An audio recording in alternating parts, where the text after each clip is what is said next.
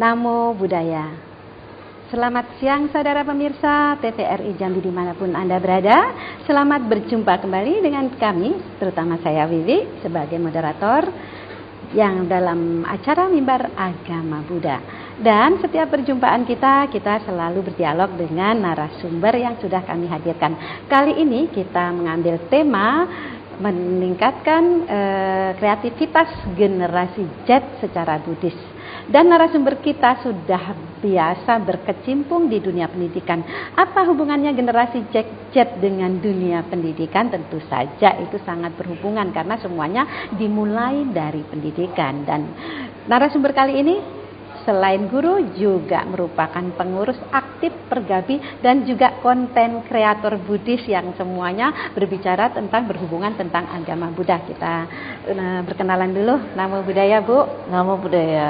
Selamat datang dan terima kasih karena dengan kehadiran Ibu kita akan menggali anak-anak untuk berkreatif karena pendidikan dulu sama sekarang beda ya Bu ya? Iya, beda banget. Ya, beda sekali ya. Apalagi Ibu sudah lama sekali itu berkecimpung di dunia pendidikan dari zaman mungkin agak zaman dulu hanya nulis di papan tulis gitu ya. Dan sekarang semuanya sudah tangannya sudah di gadget semuanya. Nah, Ibu bisa ceritakan atau nanti perkenalkan dulu dan ceritakan bagaimana proses-proses mereka dari generasi ke generasi itu sehingga guru itu mempunyai peningkatan dan memberikan peningkatan dalam proses pembelajaran secara Buddhis.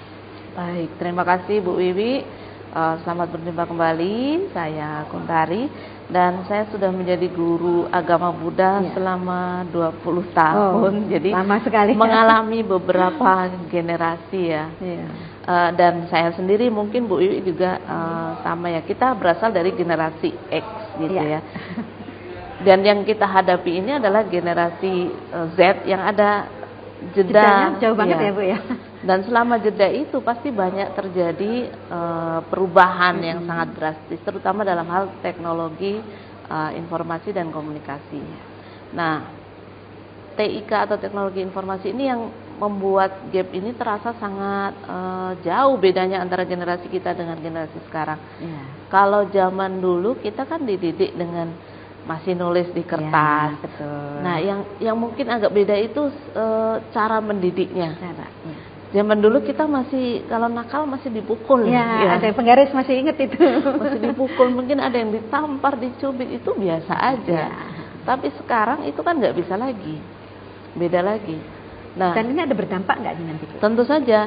Ketika kita dulu dididik dengan cara yang keras, kemudian kita sekarang melahirkan generasi Z yang tidak boleh dididik dengan cara yang keras, itu pasti terjadi masalah mungkin ya dalam prosesnya. Saya cut dulu untuk membiasakan atau menyesuaikan, kan kita generasinya beda jauh.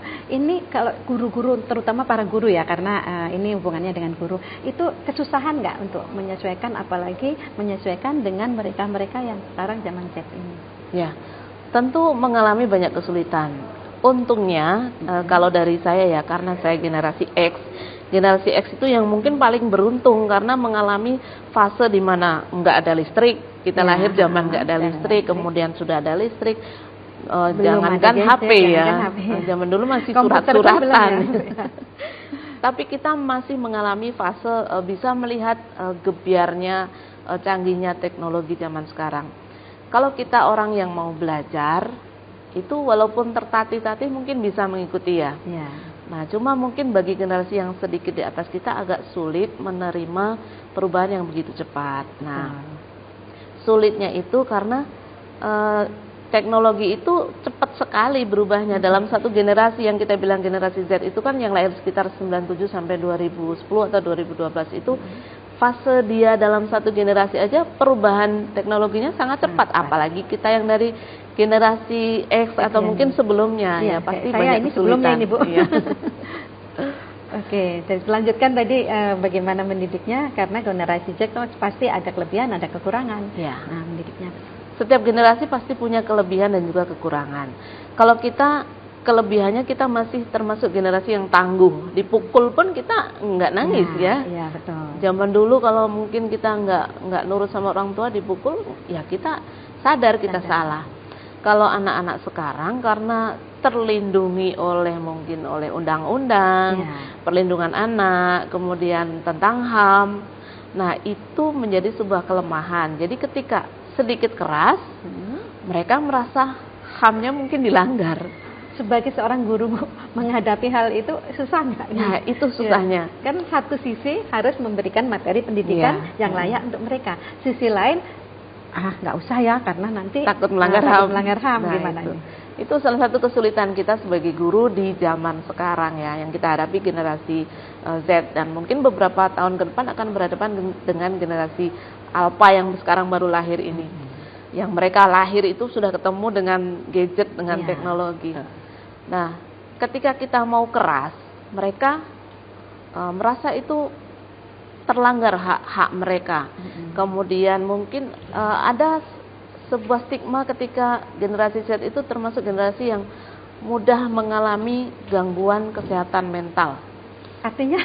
Ya, jadi ketika mereka dikerasi, mereka merasa kesehatan mental mereka terganggu. Itu salah satu mungkin kelemahan dari generasi Z. Nah, ada gap atau perbedaan itu, ini adalah masalah yang harus dipahami bersama, baik guru, murid maupun orang tua dan juga masyarakat. Berarti orang tua pun harus dilibatkan di situ. Iya, ya? tentu saja. Kalau orang tua tidak memahami adanya perbedaan generasi ini, gurunya generasi X, muridnya generasi Z, orang tua mungkin mentah-mentah menerima, oh aku di sekolah diginiin sama guru, dibully, di apa. Dia tidak melihat bagaimana guru ini tumbuh, bagaimana proses pendidikan ini berkembang. Bisa jadi akan muncul masalah antara orang tua dengan guru. Ini yang mungkin beberapa akhir-akhir ini terjadi di media sosial, kita lihat berita seperti itu. Ya, dan itu membuat guru semakin merasa serba salah ya Bu. Nah, ya? itu. Satu sisi itu loh Bu, maksudnya harus membuat anaknya menjadi lebih pintar, lebih maju. Karena kalau anak murid pintar, berarti kan guru merasa bangga, ya kan? Tetapi untuk memintarkan mereka kalau terganggu yang hal seperti itu kan sangat susah. Gimana supaya ini tetap terjalin semuanya itu? Ya. Mungkin salah satu yang bisa kita lakukan sebagai guru ya kita mengikuti zaman. Kan ada orang bijak mengatakan, didiklah anak sesuai zamannya.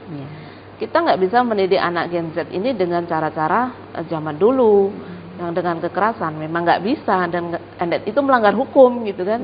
Kalau kita nggak mau kena pelanggaran hukum, ya ikuti zamannya. Kalau anak-anak generasi sekarang lebih suka dengan teknologi, ya mau nggak mau kita harus belajar, ikutin apa yang ada di zaman canggih sekarang ini, kita harus belajar. Itu mungkin salah satu caranya, supaya ketika anak bicara apa nggak ngerti, nanti dikira ngatain gurunya atau apa, padahal mungkin hanya perbedaan bahasa. Karena bahasa Gen Z ini beda dengan bahasa kita. Bahasa slangnya ya, bahasa yang tidak formalnya itu beda dengan kita. Nah, salah satunya itu tadi, kita harus belajar. Guru harus belajar, orang tua harus belajar. Oke, terutama guru agama, ya kan Bu ya? Kemudian agama Buddha. Sekarang generasi Z, mereka semuanya pakai hal-hal yang canggih lah, gadget semuanya. Ini di agama Buddha itu satu, ada enggak? Yang kedua, bagaimana membelajarkannya?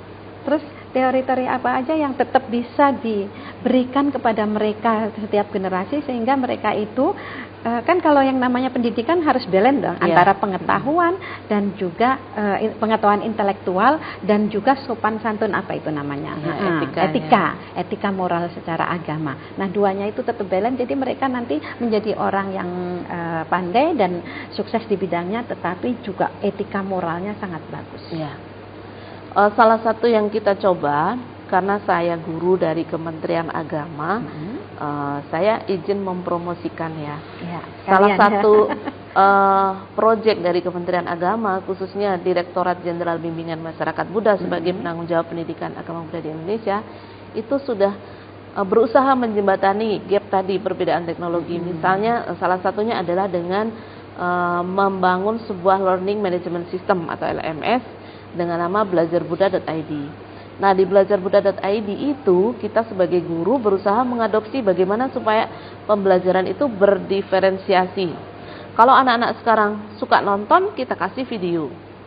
Kalau anak-anak suka baca, kita kasih berupa teks. Kemudian kalau anak-anak nggak suka ngerjakan ulangan di kertas, kita kasih kuis online.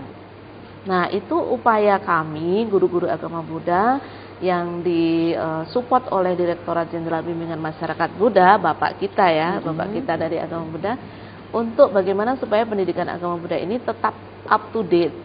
Ya. Yang tadi gurunya mau Gen X atau mungkin boomer mungkin, tapi tetap masih bisa anak-anak Gen Z sekarang ini menerima proses pembelajaran yang sesuai dengan zaman mereka. Itu salah satunya. Itu ada nggak kesulitan?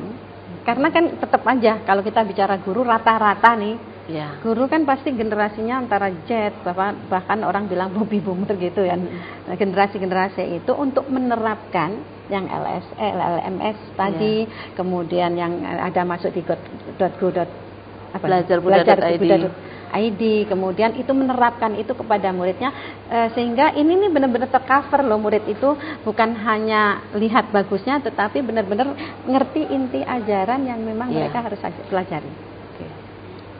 Oke Bu ya, tapi ini tolong dijawab setelah yang berikut ini. Saudara pemirsa dimanapun Anda berada, jangan kemana-mana, kami akan kembali lagi setelah yang berikut ini.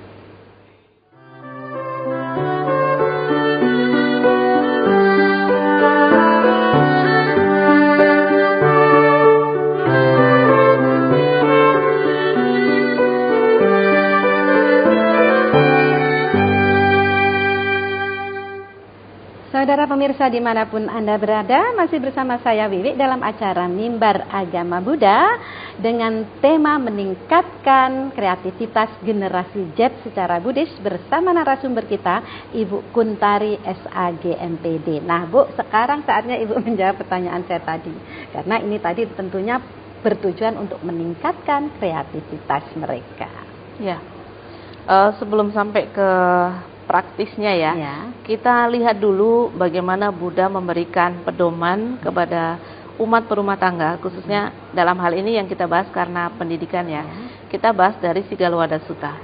Orang tua punya kewajiban kepada anak, anak juga punya kewajiban kepada orang tua. Ini perlu dipahami bersama dan juga ditekankan supaya kedua kewajiban ini berjalan dengan baik, imbang. Jangan hanya orang tua aja yang menjalankan kewajiban, anak juga. Salah satu kewajiban orang tua memang memberikan pendidikan yang layak atau yang sesuai supaya anak-anak ini punya keterampilan. Tetapi harus ada imbal baliknya. Anak juga harus tahu kewajiban bagaimana dia berterima kasih, berbakti kepada orang tuanya. Ketika orang tua mengajarkan tentang etika, moral, dia juga harus menerima itu sebagai bagian dari tanggung jawab orang tua. Tidak hanya memberi makanan sepiring nasi, tetapi juga makanan batin gitu kan. Pendidikan kan makanan batin. Nah, dari situ kalau kedua pihak ini bisa saling memahami kewajibannya, yang namanya etika dalam penggunaan media sosial ataupun teknologi itu pasti akan jalan. Ya, karena di rumah lebih lama anak-anaknya. Ketika orang tua bagaimana dia mendidik anak dengan dasar, misalnya kalau kita Pancasila Buddhis lah ya. Dasar kita kan Pancasila Buddhis. Ketika sudah dari kecil diajarkan bagaimana paham Pancasila Buddhis, akibatnya kalau dilanggar, hiri dan otapa dan segala macam itu, ketika dia menggunakan gadget, dia sudah punya batasan sendiri, walaupun tidak ada orang tua mengawasi, tidak ada guru mengawasi, dia sudah tahu batasan bahwa ini nggak boleh, ini nggak bagus. Itu salah satu bagaimana mengendalikan supaya tidak kebablasan kan. Ya, orang tua sudah punya ini ya, kewajiban untuk mengendalikan itu. Karena kalau nggak dikendalikan juga bisa bablas gitu. Karena nggak bisa semuanya dikasih ke guru ya Bu ya. Waktu bersama guru kan hanya 10 jam pelajaran sehari, di hari Senin sampai Jumat. Dan di luar dari itu kan lebih banyak bersama orang tua dan masyarakat. Jadi orang tua punya peran yang sangat penting dalam mendidik anak di rumah untuk nanti bersama-sama guru membentuk pola karakter karakternya mereka. Karena kalau hanya mengandalkan di sekolah, pendidikan di sekolah itu lebih ke pengetahuannya, lebih besar porsi pengetahuannya, karena ada tuntutan kurikulum, tuntutan nilai, Nanti nilainya nggak bagus, sekolahnya dibilang nggak bagus. Guru juga punya beban seperti itu kan. Jadi porsi pembentukan karakternya mungkin lebih banyak di rumah sebenarnya. Dengan membawa nilai-nilai yang tadi diajarkan oleh guru dan juga orang tua ya, jadi digabungkan. Yaitu kembali ke landasan moral yang paling dasar, Pancasila Buddhis. Ya, oke, berarti itu kalau landasan moral. Nah, sekarang sampai ke kan kita mau kreatif mereka itu, bukan hanya iya Pak, iya Bu gitu kan. Sekarang ini kan mereka lebih kreatif. Kalau mereka itu maunya ke gadget aja, apa yang harus dilakukan oleh guru? Nanti kalau itu akan kita sinkronkan orang tua, tapi terutama guru dulu supaya mereka itu di zaman gadget sekarang ini nanti ada peningkatan baik secara ilmu pengetahuan, moral, sehingga ini tidak menjadi hal yang negatif. Gitu. Ya, sebelum menghasilkan sebuah produk, tentu ada proses pembiasaan. Pendidikan yang hanya diajarkan sekali itu belum membentuk kebiasaan. Pembiasaan itu butuh waktu dan juga kontrol dari rumah tadi ya, dari rumah, dari masyarakat. Kalau dari guru, di dalam kurikulum yang baru ini, siswa itu diberi keleluasaan untuk belajar yang lebih bagaimana dia mengeksplorasi dirinya. Termasuk kreativitas, inovasi, itu punya banyak porsi dalam kurikulum yang baru ini. Nah, ini adalah kesempatan yang bagus bagaimana anak-anak Gen Z itu bisa tumbuh, berkembang sesuai zaman mereka. Jadi tidak hanya suruh baca buku aja, tapi bagaimana mereka membuat sebuah produk. Kalau dalam konteks agama Buddha yang sudah kita jalankan oleh guru-guru sekarang ini, mungkin salah satunya yang bisa kita contohkan adalah membuat konten yang paling mudah ya, membuat konten itu misalnya Dhammapada, mungkin dengan membaca Dhammapada, atau kalau dia malu, orang anaknya introvert, dia cukup membuat tulisan. Zaman sekarang suara bisa dari Google kan, itu suara sendiri tidak harus muncul, karena anak-anak Gen Z ini cenderung mereka itu private, tidak suka terlihat langsung, kayak mungkin mudah di belakang layar gitu lebih suka di belakang layar. Jadi bisa membuat konten dengan bantuan teknologi, dengan AI, dengan itu tadi Google mungkin, yang tidak harus tampil mereka tapi tetap bisa membuat karya, membuat quotes agama Buddha misalnya dari petikan Dhammapada tadi, ataupun lagu dengan AI sekarang sudah bisa. Film mungkin, film-film pendek, atau yang sekarang kan kontennya itu yang disukai adalah konten yang sangat singkat, 15 detik, 30 detik. Itu bagaimana dia bisa muncul dengan waktu yang sekian detik itu. Takutnya membosankan ya kalau kelamaan. Kalau zaman kita kan video itu ya YouTube gitu kan, yang durasinya panjang, 5 menit, 10 menit. Perlu duduk lama-lama 15 detik. Dan itu 15 detik itu cukup ya, maksudnya untuk membuat mereka kreatif, kemudian mereka juga memunculkan apa yang mereka inginkan, kemudian mereka bisa tuangkan ke situ. Ya. Salah satu kelemahan dari video-video pendek itu adalah daya ingat anak itu menjadi sangat singkat. Karena pengaruh seringnya nonton video pendek, 15 detik ganti lagi videonya kan. Nah, itu juga berpengaruh. Cara paling Buddhis cara paling Buddhis adalah dengan meditasi. Nah, ini yang tadi saya tunggu. Core of the core-nya. Takutnya kan dengan generasi sekarang yang kayak melesat gitu, kalau tanpa meditasi yang tadi katanya sebentar lupa, meditasi apa yang cocok untuk mereka? Karena kan tadi semuanya serba instan, sebentar. Nanti jangan-jangan kalau di meditasi duduk lama, mereka juga nggak mau. Nah, meditasi seperti apa yang cocok untuk mereka sehingga mereka kreatif? Walaupun mereka memakai gadget, tapi mereka ada loh sistem meditasi di situ. Ya, meditasi tradisional, kalau zaman dulu meditasi kan harus ke wihara atau ke tempat khusus gitu ya, yang sepi gitu. Sekarang nggak gitu. Sekarang dengan teknologi juga bisa mereka praktek meditasi, karena banyak praktisi-praktisi, guru-guru yang juga sudah melayani pembelajaran atau pelatihan meditasi secara daring atau online. Banyak loh yang live streaming meditasi, baik dengan musik, mungkin ada yang pakai singing bowl yang dari Tibet. Mana yang disukai mereka? Kalau mereka pakai musik lebih menarik, silahkan ikutin. Kalau mereka lebih suka dengan metode yang lain, atau misalnya dengan yang nggak gerak-gerak, yang bergerak gitu ya. Kalau yang nggak gerak itu kan agak susah. Karena anak kita kan aktif. Ya. Suruh duduk diem 10 menit itu berat banget.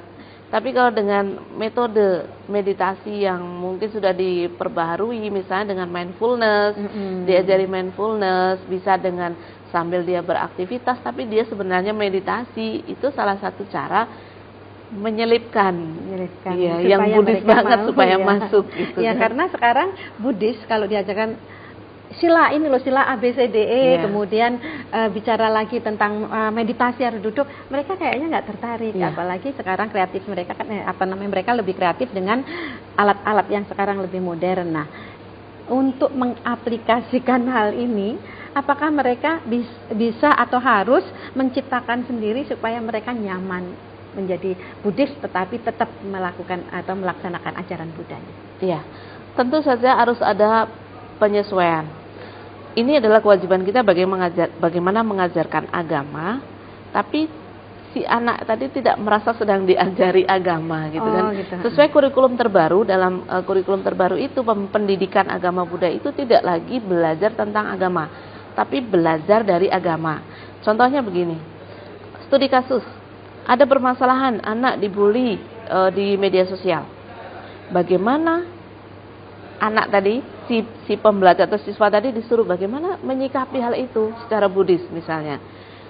Apakah bully harus dibalas bully, kebencian harus dibalas kebencian, kan begitu kalau konteks dasarnya kan kebencian tidak boleh dibalas dengan kebencian. Tapi kan kita nggak bisa ngajarkan yang kayak gitu. Sekarang kan bahasanya harus diperbaharui. Pembulian itu tidak boleh atau tidak perlu dibalas dengan balas membuli misalnya, pakai bahasa yang sekarang gitu kan. Nah, modifikasi bahasa ini juga salah satu cara supaya konsep agama tadi bisa diterima tanpa mereka merasa sedang digurui atau diceramai dengan doktrin agama. Jadi masuk melalui metode penguasaan bahasa yang baru yang menyesuaikan dengan generasi mereka. Itu contoh yang lain lagi ya. Oke, kalau seperti bully tadi berarti tanpa, kalau yang sekarang ya, pendidikan yang sekarang otomatis membelajarkan anak dengan kreatif, maka bully tadi tidak menjadi sebuah bulian, tapi dia bisa membuat itu menjadi lebih kreatif gitu ya Bu ya. Betul. Cuma masalahnya sekarang guru sampai nggak ke arah situ gitu.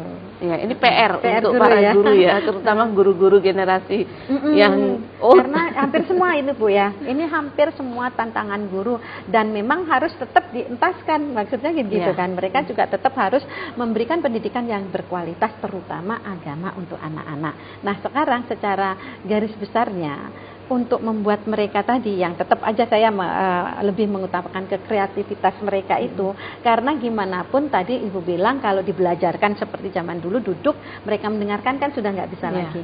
Mereka membangun sebuah kreativitas sehingga nanti ketika mereka lulus itu sudah siap untuk bekerja dengan kemampuan dan kemauan mereka sendiri, tapi tentu saja ada landasan moral yang bagus.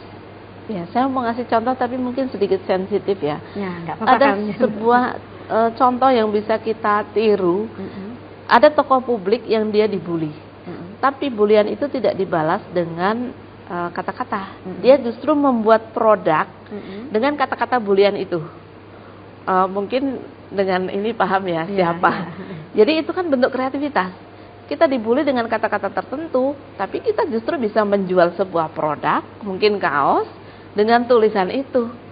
Sesederhana itu ya, sesederhana itu. Sebenarnya kreativitas itu ditumbuhkan tidak harus yang kayak yang nggak bisa kita pikirkan gitu ya. Kalau itu kan sederhana seperti itu. Itu adalah contoh nyata ya Bu. Contoh nyata untuk anak-anak didik kita bahwa kreativitas itu tidak harus yang kayak di luar pemikiran dia. Nggak harus yang tinggi banget mikirnya. Tinggi banget gitu. Bu, ini sebelum berlanjut lagi kita jeda sebentar. Saudara pemirsa dimanapun Anda berada, jangan kemana-mana, kami akan kembali lagi setelah jeda yang berikut ini.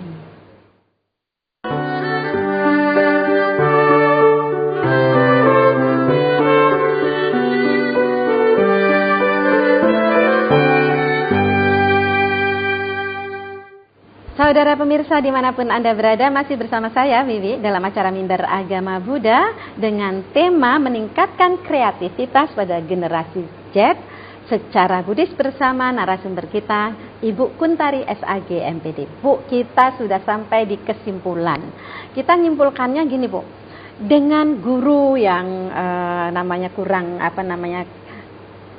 zamannya berbeda, kemudian harus tetap mengentaskan anak-anak di zaman sekarang, kemudian moralitas juga harus terjaga, gimana untuk membuat semuanya ini disimpulkan sekaligus. Ya, baik.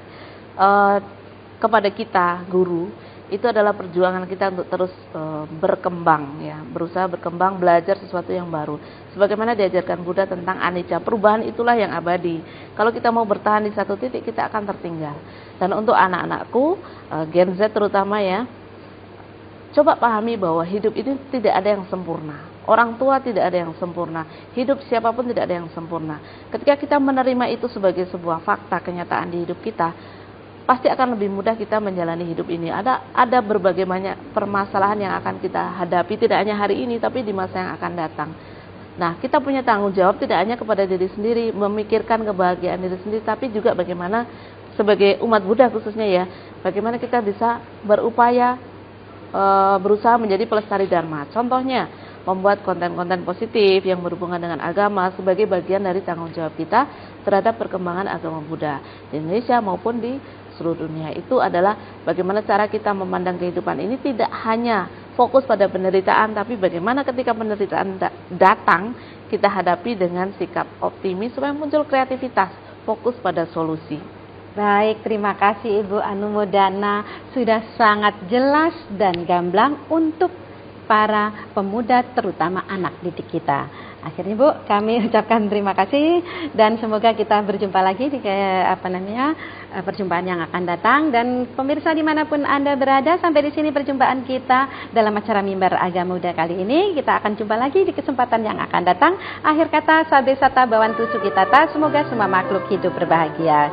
Sadu, sadu, sadu.